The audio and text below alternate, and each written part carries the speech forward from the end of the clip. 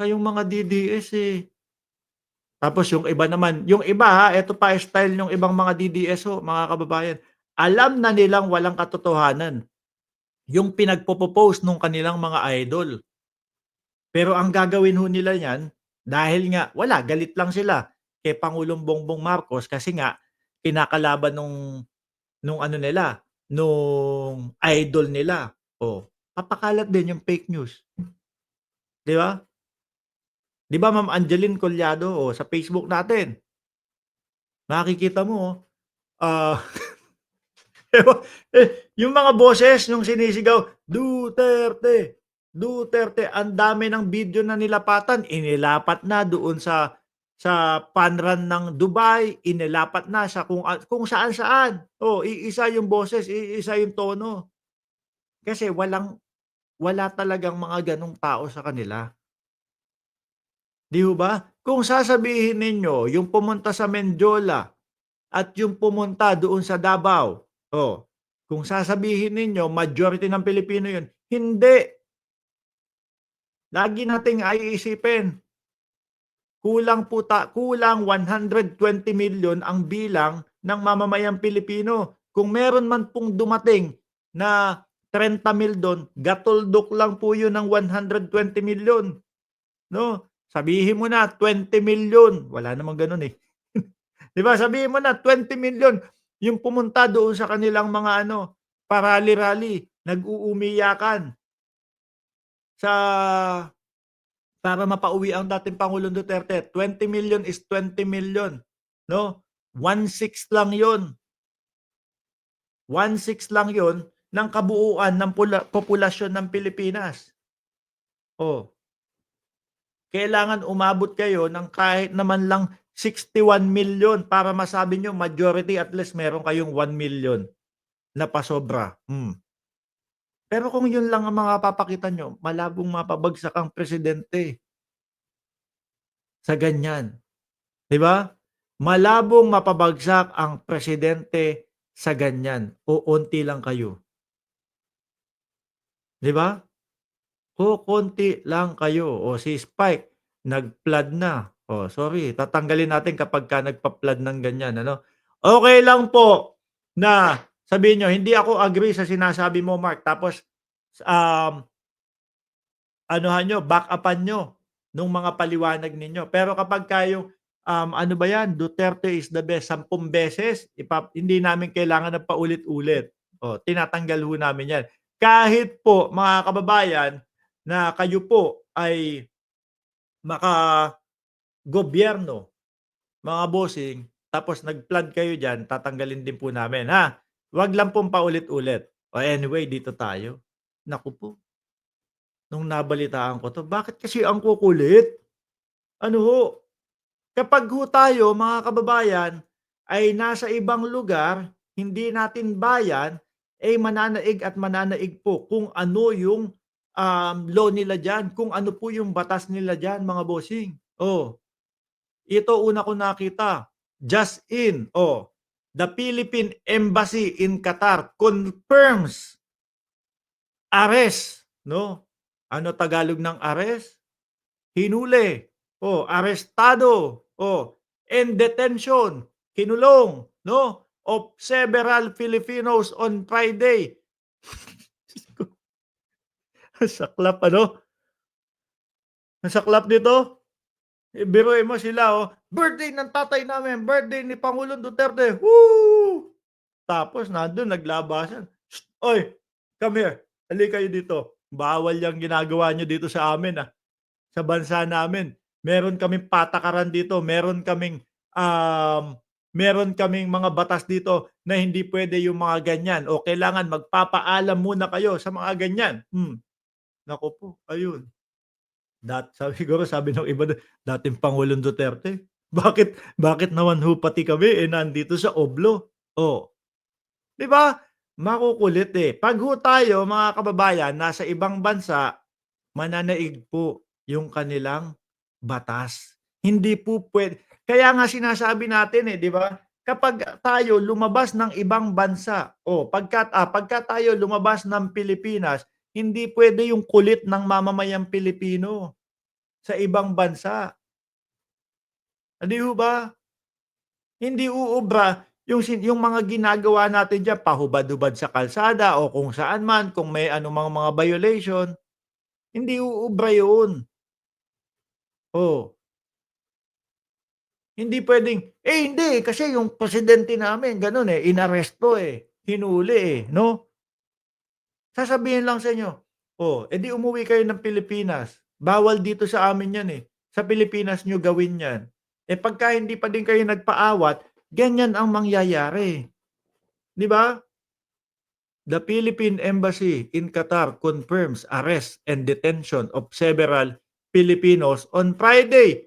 Birthday ni dating Pangulong Duterte, Marso 28, 2025. Over suspected unauthorized political demonstration in Qatar. 'Di ba? Lagi niyong aalalahanin, lagi niyong iisipin, 'no? Ang una niyong, um pakay, bakit kayo ng ibang bansa? Para maipanchitsa sa mga mahal natin sa buhay, para umasenso ang ating ano, buhay, 'di ba? Para makaangat man lang ang ating buhay. 'Yun ang lagi niyong iisipin. Hindi yung pagdating niyo dun, makulit na ako, ganito, ganyan. Kasi nakulong, eh. Tapos sabi ni Fujiko, "Yes, true, Ramadan pa dito, naku, lalong hindi puwede." Alam niyo ho ba dito sa amin, 'no, um, sandali, hindi ko napasalamatan yung mga miyembro ng bago. Kismet, salamat sa pagiging bagong miyembro. Si Kismet at si Christina Catherine Garcia, salamat po sa inyong dalawa, 'no. Dito sa amin, ilan sa mga ano ko, kliyente ko, Muslim, hindi ko inaabala pagka ganito kasi yang mga yan, talagang solemn talaga sa kanila yan, tahimik. Ano, biruin mo talagang seryoso sila, kakain sila bago sumikat ang araw at makakakain lang ulit sila 'pag lubog nung araw, 'no? Yung kabuuan ng araw na tahimik lang sila, tapos bigla kayong maggaganyan, "Duterte!" Magsisisigaw kayo diyan. Bawal nga, talagang kulong. At mga bossing, isipin niyo na lang, naku pasaway pala 'tong mga Pilipino na 'to, 'no? Eh, baka deportation pa. Anong anong nangyari? Nawalan ng trabaho, 'di ba? Dahil nawalan ng trabaho, uuwi ng Pilipinas, pinauwi, dineport, problemado ang pamilya. 'Di ho ba? Isipin po muna natin bago tayo gumawa ng mga ganitong hakbang. Ang tanong, sige kung sakali mapa-deport kayo, 'no, mapauwi kayo, 'pag sinabi niyo ba sa dating Pangulong Duterte o kaya sa mga Duterte na, tulungan niyo kami kasi pinaglaban namin kayo dun sa ano, sa Qatar, napauwi kami. Oh, nawalan kami ng trabaho kasi pinaglaban namin kayo." Sa tingin niyo, matutulungan nila kayo? Sabihin na lang natin, tumutulong sila. Pero sa tingin niyo, sa dami-dami ng problema ng mga Duterte ngayon, matutulungan pa kayo? Nandiyan ang confidential funds, nandiyan ang impeachment, nandiyan ang alin, lahat-lahat, kaharap pa yung, hinaharap pa nila yung ICC ng dating Pangulong Duterte. Wala, 'di ho ba? Kaya bang tulungan ang mga Duterte, sabi ni Gilbert Javier, wala. Mano bang manahimik? Buti nga sa inyo, sabi ni Gina Portaliza. Eto, iduktong natin 'to. Eto yung sabi ng Philippine Embassy, "The Embassy of the Republic of the Philippines, Doha, is aware that several Filipino, 'no, nationals have been arrested and detained." Inaresto, 'no, hinuli at kinulong early today, 28 of March pa, ha. Siguro yung iba reading-ready sa kanila, "Eto na, birthday na ni Tatay Digong, Duterte! Pagsigaw ng gano'n, oh, "Oy, halika kayo, ito bawal 'yang ginagawa ninyo." 'Di ba? Kung sakaling hindi niyo man mapigilan, 'di ba, Ma'am Seti Valdez, salamat po sa inyong pagiging, miyembro nitong channel na ito. Kung sakaling hindi niyo talaga mapigilan, oh, alamin niyo yung mga batas diyan, 'di ba? Um, Pumunta kayo doon sa police station, magtanong kayo. Eh, kapagka mga ganito po bang pagkilos at ganitong mga gawain, eh, nabibigyan niyo po ba kami o pinahihintulutan niyo po ba na mabigyan kami ng permit para maisagawa namin yung ganito? Dahil yung pinaglalaban namin na dating pangulo namin, eh, gusto naming i-celebrate. Oh, 'pag sinabi, "Oo, puwede ganito." Oh, pirmahan ninyo, fill upan niyo ito, tapos babalikan namin kayo. At least meron kayong ipapakita sa kanila, eh, pinayagan kami. Pero yung bigla na lang kayong lalabas at bigla na lang kayong magsisisigaw ng mga Duterte, Duterte, sa ibang bansa, mapapagalitan talaga kayo, 'di ba? O dito sa lugar namin alam ko merong gano'n. Oh, merong gano'n.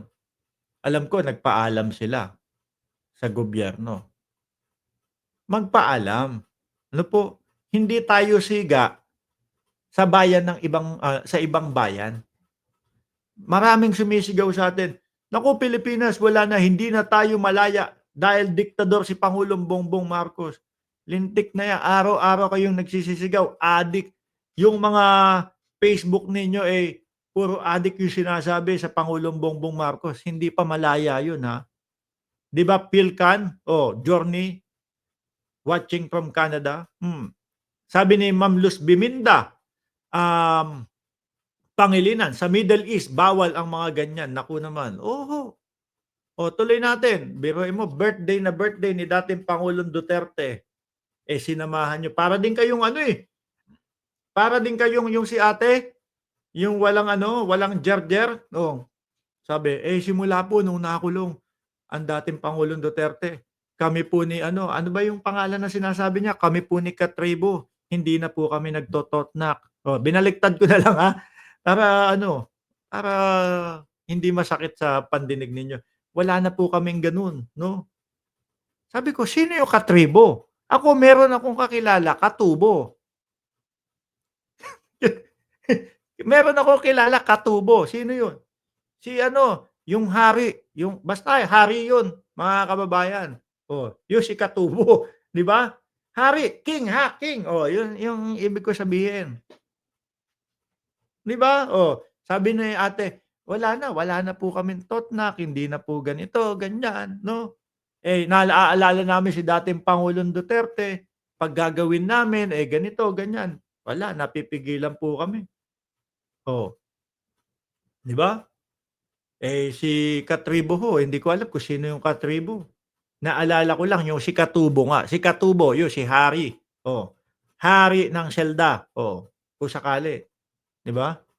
Malapit na, hari ng selda, oh.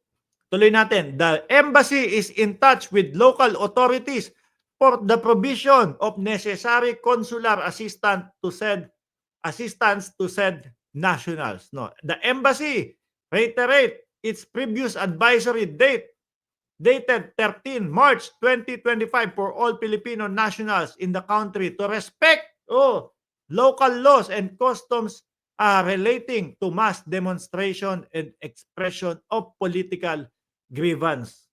Hmm, 'di ba? Bago tayo gumawa ng mga pagkilos na ganyan, alamin natin, 'no? Alamin natin kung puwede ba, kung ubra ba, kapagka hindi, wala tayong magagawa. Kaysa naman kulong tayo, i-deport tayo, walang trabaho, tapos ano isisigaw ninyo, "Etong gobyerno na 'to wala tuloy akong trabaho."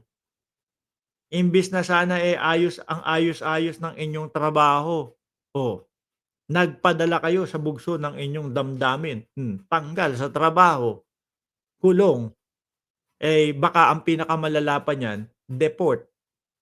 Oh, sino ang naapektuhan? Yung mga mahal niyo sa buhay.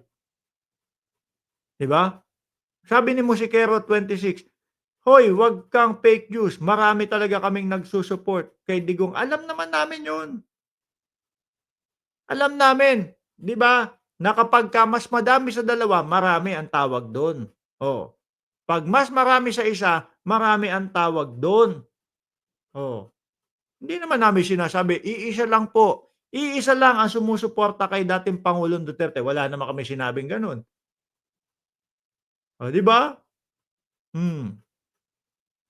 Ayun, kakasuporta, kakasuporta, hindi nila alam lumalabag pala sila sa kanilang karapatan, ayun, kulong, malamig na rehas. Pinaka-worst nito, mapauwi ng Pilipinas. Ang pinakakawawa, yung mga anak na umaasa. Imbis na sana tuloy-tuloy ang pag-aaral, baka mahinto pa yung pag-aaral, 'di ba? Oo, dahil nakaasa dun sa trabaho. 'Wag nating ipagpalit ho, mga kababayan, yung ating, kabuhayan, 'no? Para po sa mga ganyan-ganyan. Puwede naman pag-uwi niyo ng Pilipinas, oh, dun kayo magsisigaw sa harapan ng ano, ng Malacanang, oh. Eh, kapagka yung ibang bansa at hindi natin bayan at hindi natin alam yung mga batas, kalma na lang, 'di ba? Kalma na lang ho, mga bossing, oh.